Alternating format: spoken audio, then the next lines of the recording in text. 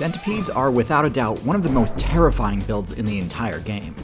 They're also one of the oldest. They're part of an ancient lineage called myriapods, which were the first builds to ever unlock the ability to breathe air, way back during the Silurian expansion. Their many legs and venomous fangs make for a fearsome display for any player looking to challenge them in combat. But has their ancient strategy held up in the face of the immense power creep the game has seen?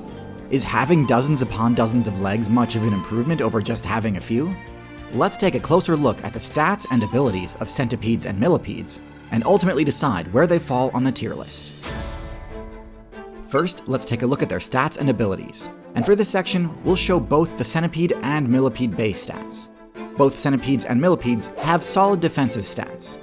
They're both part of the arthropod faction and inherit the exoskeletal armor perk, granting them dramatically higher base defense compared to similarly sized soft-bodied invertebrates, such as slugs or velvet worms. Their chitinous exoskeleton can deflect most basic attacks from players at or below their weight class. There is a meaningful difference between the two on this front, though. Millipedes have interlocking articulated plates, leaving essentially zero gaps in their armor other than on the underside where all their leg joints are. Centipedes, on the other hand, do have gaps in their armor, particularly in between segments on their sides between their legs. Unlike millipedes, which have their leg joints attached on their underside, centipede leg joints are located on the side of the centipede, making these weak points much more difficult to defend. This results in a much higher defense stat for millipedes, but the trade-off is pretty obvious when you look at their other major difference, their mobility stat. Millipedes have a speed stat that is only slightly higher than that of a snail, which is incredibly low given that snails don't even have legs. Centipedes, with their less restrictive armor, are some of the quickest moving arthropods in the game, able to quickly weave in and around cover and scale walls in record time. Their quick, twitchy movement makes them tough to pin down, and because of their flat shape, they have a very easy time running for cover if threatened by a player in a higher weight class. But of course, the primary reason they're invested in a higher movement speed is because it synergizes well with the last major difference they have for millipedes, their power stat. Millipedes have no offensive moves at all. When confronted with an adversary, millipedes will respond by attempting to lock down their defenses even more tightly than they already are, in hopes that the aggressive player will simply give up. They'll curl up into a ball in order to guard their already small number of weak points, and may also begin secreting noxious and/or toxic chemicals to dissuade persistent predators from risking poison damage. Centipedes may attempt to curl and tank some hits, but more often than not, they'll opt to either flee or rely on their powerful offense to substitute for their lackluster defense. The centipede's jaws, which are really their two front legs, have been modified into hypodermic daggers, able to pierce armor and inflict venom to deal devastating damage. The rest of their stats are pretty similar, as most myriapods sport fairly generic mid-level camo, nothing too impressive, but enough to beat the average player's passive perception as long as they remain motionless. Both centipedes and millipedes sometimes sport vibrant aposematic coloration as well, forgoing stealth and replacing it with intimidation, flexing how toxic their poison or venom is. And as a fairly ancestral lineage of arthropods, it's no surprise their intelligence stat is quite low, as they were introduced to the game during a time before intelligence builds were even remotely viable, and have opted to refine their core strategy rather than respec into a higher intelligence build. Unfortunately, this locks them out of the higher level perception perks like binocular vision and compound eyes, forcing them to mainly rely on their most basic options for detecting enemies, like simple eyes, chemoreception, and tremor sense. As far as other unique abilities go, myriapods don't have all that much. This is a little unfair because when they were first patched into the game, their most important unique ability was their ability to breathe on dry land. However, as the game's meta has progressed, air breathing has become one of the most common abilities in the game, making myriapods much less unique, and honestly a bit obsolete. One other special ability they do have is auto-mimicry. It is quite difficult to tell at a glance which end of a centipede is the head, as their back end also looks almost identical. In fact, in some ways, the back end even functions as a head, as it also has highly sensitive structures similar to antennae. The reason this matters is that the best way to disable and defeat a centipede is to attack its head first, before it has a chance to respond. If an attacking player has a 50% chance to accidentally attack the wrong end, that gives centipedes a chance to counterattack for massive damage, or escape. So those are the base stats and abilities of the myriapod. But how do these traits actually stack up against the current meta? While their stats seem solid at first glance, the game's power creep has severely limited their viability. Expansion after expansion, the devs have expanded access to the Myriapod's formerly exclusive abilities, and introduced new abilities to the game which function as counterplay options against centipedes and millipedes, allowing newer builds to more efficiently exploit their weaknesses. For example, the introduction of the beak attribute dramatically improved the bird build's matchup against centipedes, as the disjointed hitbox makes the risk of a counterattack less of a concern. But I'm getting ahead of myself. Let's first discuss the centipede. The centipede's bite is one of the strongest in its weight class, enough to make some snake mains jealous. Compared against the power of a scorpion's sting, the bite has higher raw damage and armor-piercing potential, but weaker venom. By itself, this makes it one of the most formidable attacking moves in the entire arthropod faction. So with that in mind, the viability of the centipede really comes down to how reliable the rest of the centipede's game plan is at enabling the use of this vicious attack. And unfortunately, this is where the cracks start to show in this ancient build's game plan. When this move connects, the damage it deals is devastating, but landing a strike with the centipede's bite is easier said than done. For starters, while the centipede's base movement speed is quite solid, it lacks the surprise burst mobility that so many predators rely on. Centipedes just sort of scurry around, hoping that they'll eventually catch their player off guard. But as long as you remain vigilant, centipede attacks are about as predictable and telegraphed as they come. Centipedes have pretty low stealth and make no attempts to conceal themselves as they approach a target. So as long as your character's passive perception is halfway decent, you should have plenty of opportunity to react and escape before they get within striking range. Their poor vision also undermines their ability to pursue prey as they flee, even though they easily have the speed to chase them down. The only mistake players commonly make is attempting to stand their ground and fight them off, rather than taking the easy way out and fleeing before they can deal any damage.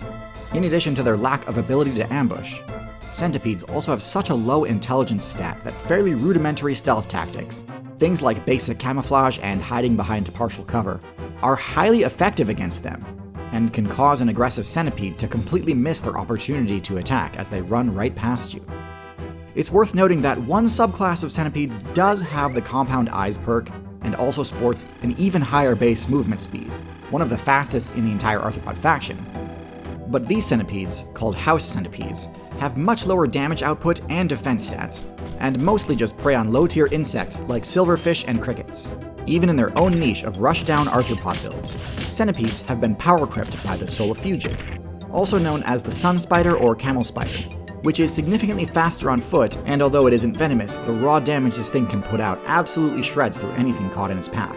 The sun spider definitely deserves its own video though, so I'll save further analysis for later. Switching over to millipedes, things still aren't great, but they do fare a bit better. Millipedes are highly resistant to enemy attacks, there's no denying that. Few builds in the game are better equipped to tank a ton of hits from an onslaught of attackers.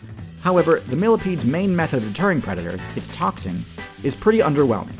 It doesn't deal damage quick enough to really deter persistent predators, at least within the insect faction. Most arthropods have solid poison resistance stats, so these types of toxins tend to really only make a difference against bird, amphibian, and rodent mains. If millipedes could spec into a more potent chemical defense, similar to the bombardier beetle, they might be a bit more dangerous to attack. But as it stands, assuming you can handle a small amount of poison damage, it can be worth it to continue attacking and fishing for a crit, because even the millipede's armor isn't completely invincible. This weakness at least doesn't impede their primary objective, as even though they have just as terrible of eyesight as centipedes, or potentially even worse in the case of some, this doesn't stop them from easily finding the moss and detritus that they need to live on. In addition, some millipedes do opt for a different style of defense, with barbed bristles that are highly effective at deterring ants. This is less effective against birds and rodents, but much better against other arthropods. So while both have counterplay, millipedes have options when it comes to adapting to their local meta. One major area I think both centipedes and millipedes could improve in is making better use of their abundance of legs. Centipedes have only 2 modified pairs of limbs, their front legs, which have been modified into fangs, and their back legs, which have been modified into antennae. That still leaves several dozen other legs that they could probably afford to convert into more useful appendages. Having similar jaw-like legs on their back end would synergize well with their auto-mimicry ability, and make it so that there's no end you could attack safely. And for the millipede, although they aren't as combat-focused, I think they would still benefit from speccing into some other utility options, like for example, fossorial legs to allow them to dig underground. They have a lot of options, but right now, I genuinely think that myriapods are barely managing to do with dozens of legs what most arthropods do with only a few. Ultimately, I do think both builds have been massively power crept and cannot justify putting them any higher than the low tiers. Terrifying as the Centipede may be, I actually think it fares even worse than the Scorpion, given how simple and easily countered its game plan is once you know the matchup. They're going firmly in F tier. Millipedes do fare better for sure, as their tanky, toxic defensive strategy is tricky to overcome. But with the right strategy or with a significant size advantage, Millipedes present very little challenge.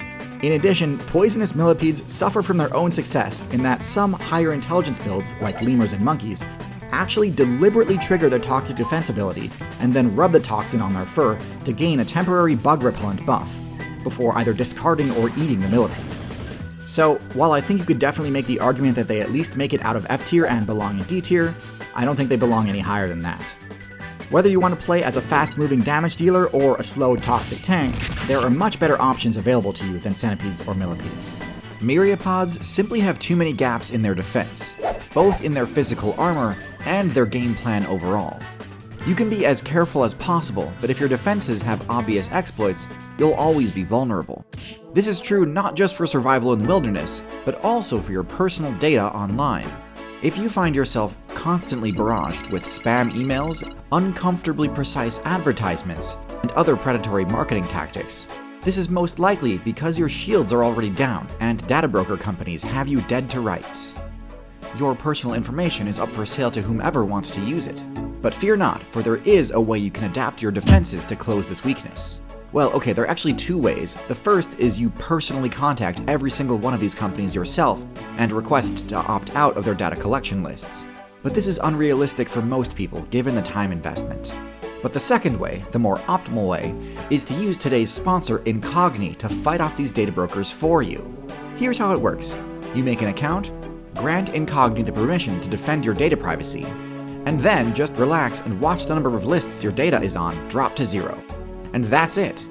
You'll quickly find that you weren't just on a bunch of corporate email lists that you were too lazy to unsubscribe from. You were literally on open data markets, where your personal information and browsing history are products to be bought, which is especially concerning once you realize that insurance companies buy this information in order to raise your premiums. If you subscribe to Incogni, all of that goes away. Your name is scrubbed from every data broker it can be, and Incogni continues to keep its guard up so that it never ends up back on those lists again. So if this privacy is important to you, you can click on the link in the description, incogni.com/Tirzu. It helps support this channel, but also awards you with a huge discount, 60% off of their annual plan. So check it out, protect your data, and support my work in the process. Thanks again to Incogni for sponsoring, and as always, good luck out there.